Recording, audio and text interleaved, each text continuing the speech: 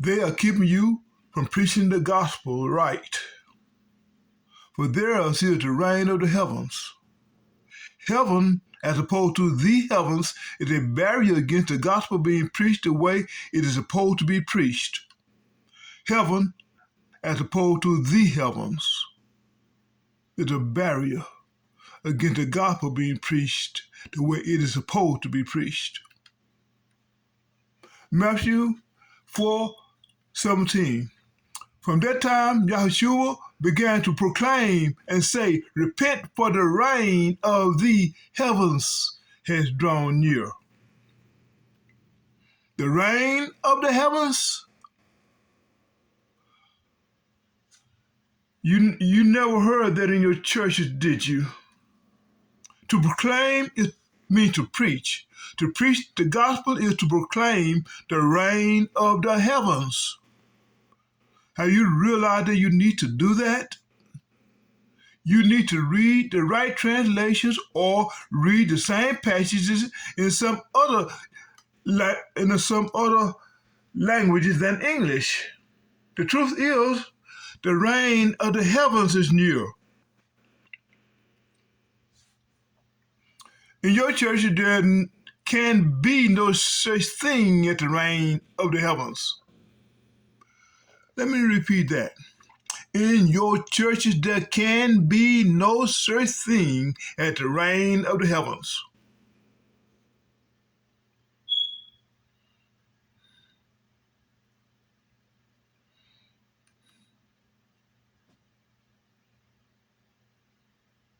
You say heaven.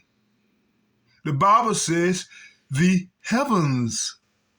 You are screwed out of the ability to hear the biblical gospel.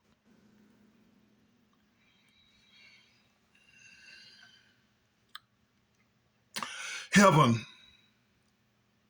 This is heaven spelled in the lowercase. In the Bible, heaven means expanse, a spatial expanse. It consists of space. Space as in the open atmosphere. Birds fly in this space. Clouds float in this space. The sun, moon, and stars are in the space above the atmosphere. Biblical passages of heaven as space.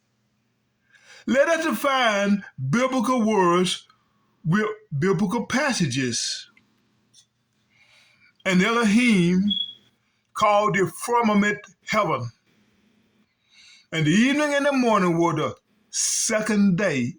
And Elohim said, "Let the waters under the heaven be gathered together into one place, and let the dry land appear." And it was so. And Elohim called the dry land earth. And the gathering together of the waters called he seas. And Elohim saw that it was good. Genesis 1:10, World English Bible. And Elohim called the dry land earth. They put it in the lowercase because it should be lowercase, because when you see earth in the capital case, it means the planet. When you see earth in the lowercase, it means land. And Elohim called the dry land earth.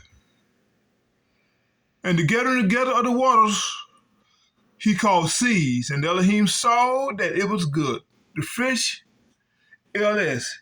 Dio apala la sec tierra. Il apala lamas des o miros. Dio vi que cela était bon. You see, he called the to translate it, Dio Elohim.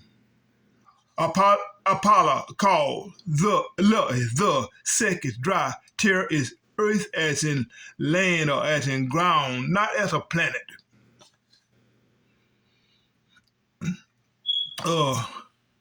Genesis 8, the Scriptures Bible. And Elohim called the expanse heavens. The proper, where you see firmament in some English translations, it should not be firmament, it should be expanse. And they have it correct right here in the Scriptures Bible. And there came to be evening, and there came to be morning, the second day. Young Literal Translation. And the Elohim called the expanse heavens. And the Elohim called the expanse heavens. You don't say firmament. The word firmament has a history to it. And there was a word in Latin called firmus, referring to stuff that was solid. Then it came under French influence and became firmament, spelled the same way we spell firmament. That was in the Old French. The French captured England for a while, and French became the main language for like 400 years. When the French were defeated and driven out, the English still had a lot of French words in it. In translating the Bible, the English took the word firmament, which became firmament, and used it to try to expand the Hebrew word rakia. But the Hebrew word, basically, the root word, or the Hebrew word basically means hammered out metal, like metal that has been hammered out into sheet metal. Rakia, like crack, beating the metal into a sheet. But it did not just refer to that. It also began to refer to sheet metal from metal being poured out and allowed to harden into a smooth surface that they use for mirrors, like gold molten mirrors, silver molten mirrors. They were still rakias, but it was no longer hammered. And mirrors, they told not the word rakia meant something that was not hammered. Then and observing of the sky that looked very smooth, people used the word rakia to refer to the sky. It did not mean hammered sheet metal. It did not mean sheet metal. It did not mean metal or anything solid. But the same word was used to refer to the sky. So the word rakia took on different meanings than the way it started out. So if you try to let the use firmament to define rakia, then you're using the wrong word. Because the sky is not solid. It's well known that the sky is not solid. But if you use the word expanse, then it would apply. Because expanse is like, expanse is not, an expanse is not necessarily solid, okay? What I'm trying to show here is that what he created was an expanse. Realizing that it is an expanse allows your mind to expand. It allows your mind to go above the sky and acknowledge what is there. A firmament is solid, but that was the wrong word for the translators to use. Many other translators use expanse, which is more proper. And the evening and the morning were the third day, and Elohim said, let there be lights in the firmament not. And Elohim said, let there be lights in the expanse of the heaven to divide the day from the night, and let them be for signs and for seasons and for years and for days and years. And let them be for lights in the firmament not. And let them be for lights in the expanse of the heaven to give light upon the earth. And it was so.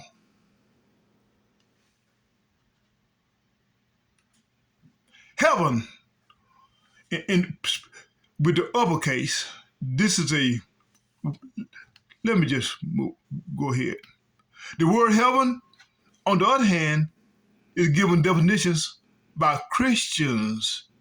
The word heaven with the uppercase is given definitions by Christians. It is embellished to look like a hope and a destination worthy of using instead of the biblical promise. And the world has bought this.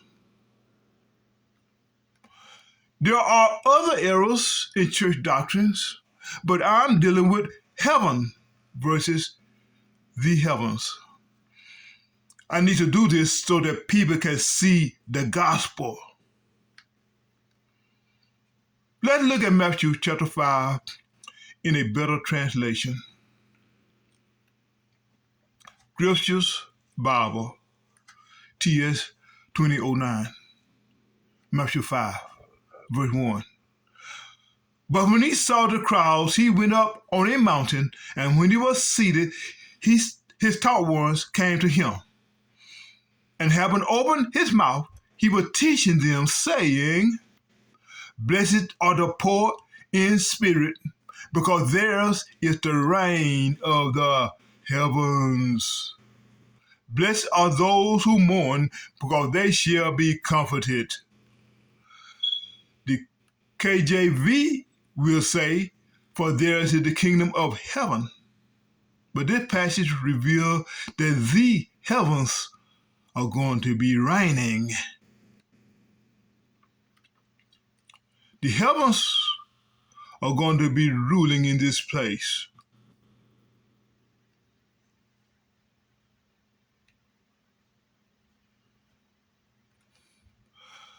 Verse 5. Blessed are the meek, because they shall inherit the earth. Blessed are those who hunger and thirst for righteousness, because theirs is... Blessed are those who hunger and thirst for righteousness, because they shall be filled. Blessed are the compassionate, because they shall obtain compassion. Blessed are the clean in heart, because they shall see Elohim. Blessed are the peacemakers, because they shall be called sons of Elohim. Blessed are those who are persecuted for righteousness' sake, because theirs is the reign of the heavens. The heavens are going to be reigning.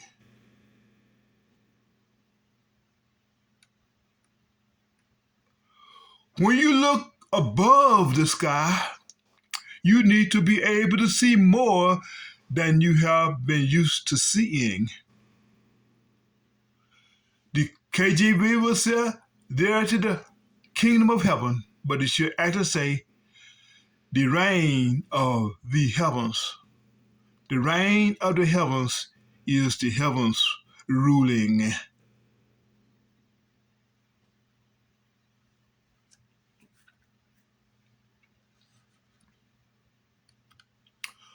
You think that heaven is a place you are going to go. That is not what the Bible promises.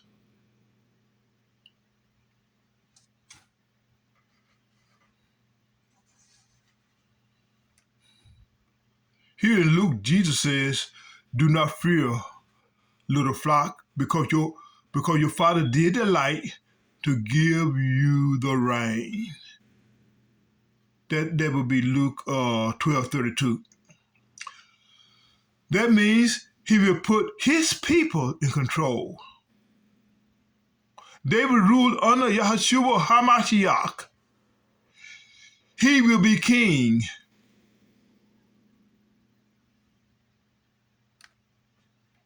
He is about to give his people the rain.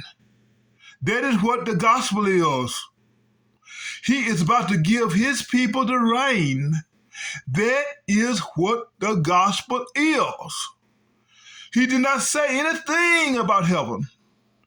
He spoke of the heavens reigning. Someone has wanted you to have another gospel, a gospel of dying and going to heaven. They are smiling in your faces and keeping you from grace.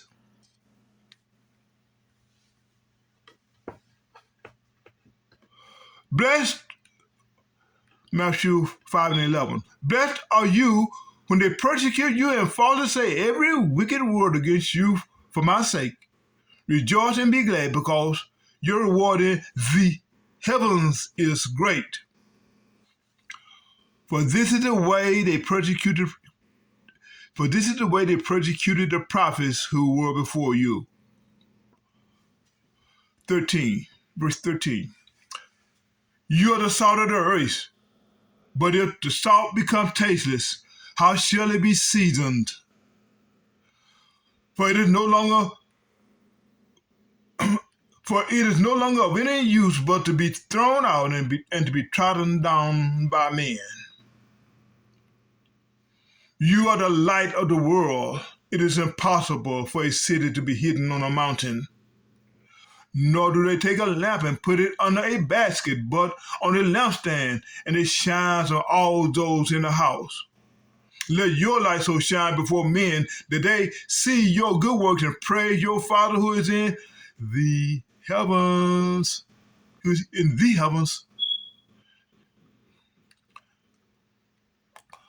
Do not think that I came to destroy Torah or the prophets. I did not come to destroy, but to complete. For truly I say to you, until the heaven and the earth pass away, one yod or one tittle shall by no means pass from the Torah till all be done. Please notice that he says the heaven and the earth. The lowercase earth is referring to land. The uppercase earth is the name of the planet. Earth is the proper name given to the planet. That name was given by man and rather recently.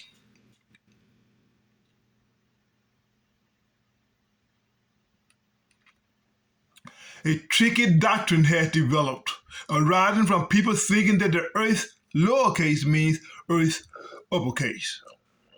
It has been very recent that the planet was named Earth. The problem is they named it after land. In the past, people were not cognizant of the existence of the planet. They knew about the land. It is a mistake to debate the shape of the planet. The Bible doesn't even deal with the shape of the planet.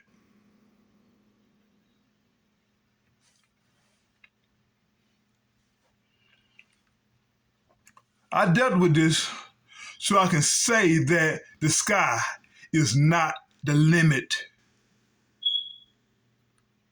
Beyond the sky, there is continuation of creation.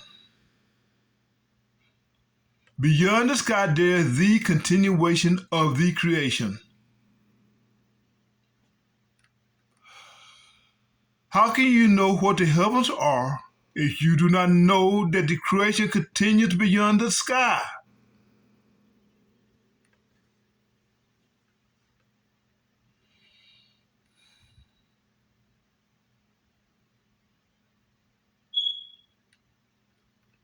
The shape of the earth's debate is keeping people from realizing what the heavens are. Getting back to Matthew chapter 5, verse 19. Whoever then breaks one of the least of these commands and teaches men so shall be called the least in the reign of the heavens. But whoever does and teaches them, he shall be called great in the reign of the heavens. 20.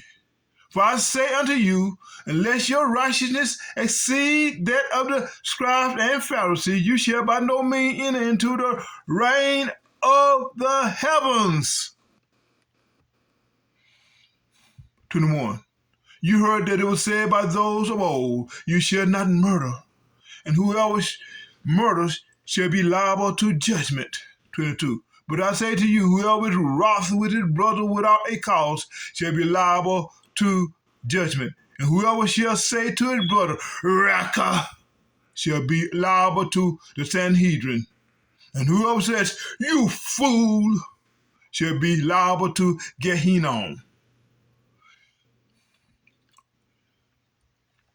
If then you bring your gifts to the slaughter place, and there remember that your brother has whatever against you.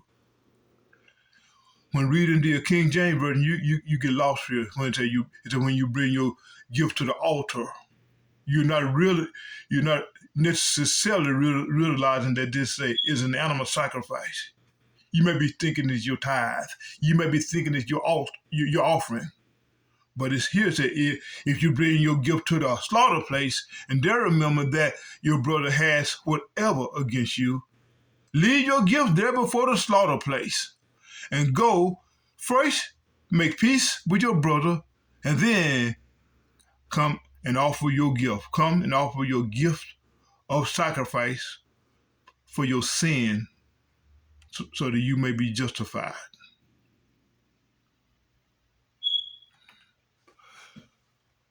Whoever says, "You fool," shall be liable to Gehinnom. Excuse me, I just went backwards. Let me go forward.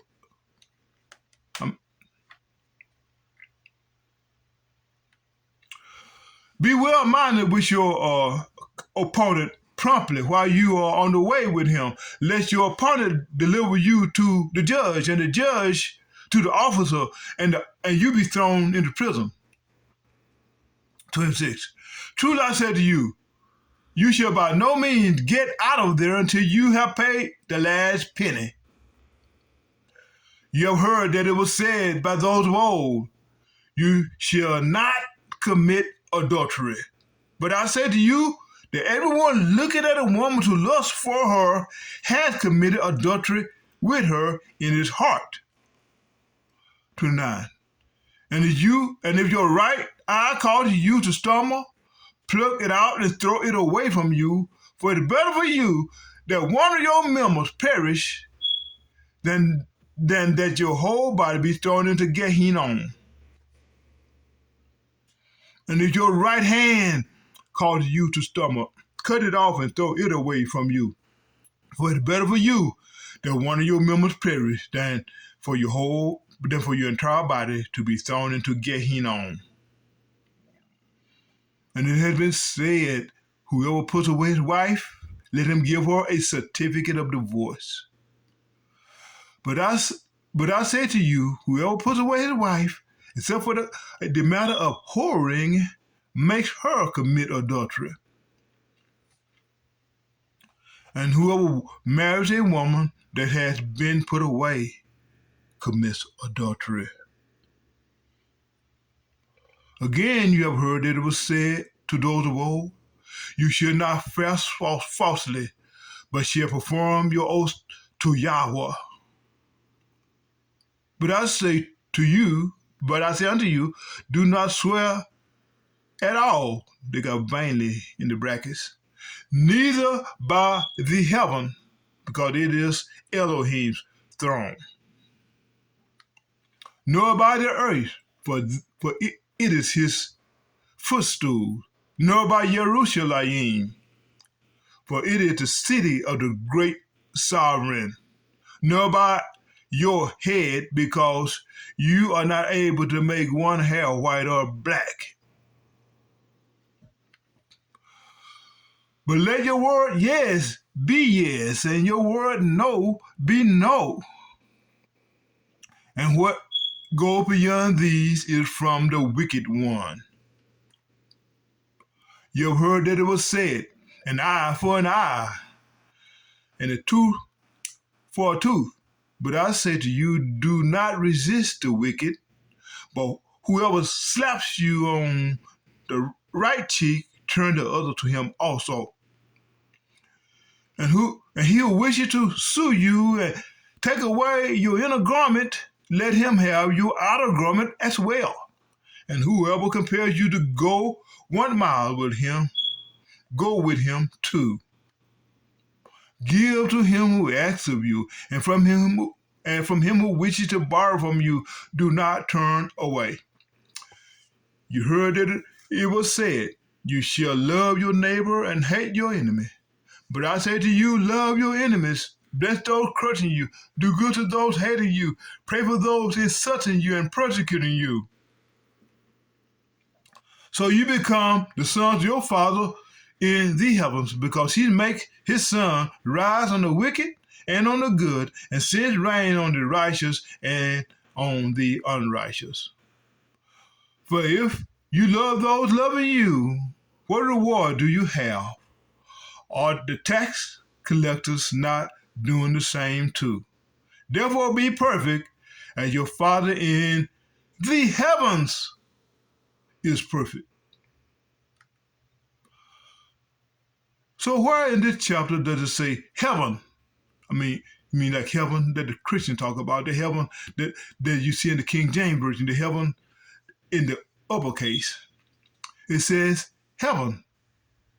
It says the heavens over and over again. What have they done to you? Because of what they have done to you, you cannot understand the word properly. The uppercase heaven is a proper noun similar to America, Japan, Ethiopia, similar to Nashville, Little Rock, Indiana, Philadelphia, London. Christians have made heaven into a city. They cannot turn the heaven into a city. They're not the same. You cannot turn the sea into a city. You cannot turn the atmosphere into a city. You cannot turn the sky into a city. Everywhere they say heaven where it should be translated the heavens, they are fooling you. This keeps you from preaching the gospel right. This keeps you from preaching the gospel right. This keeps you from understanding what the actual promise is.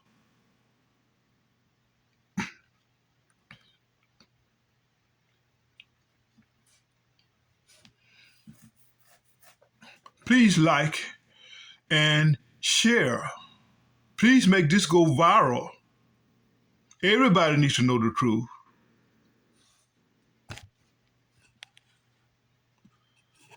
Shalom.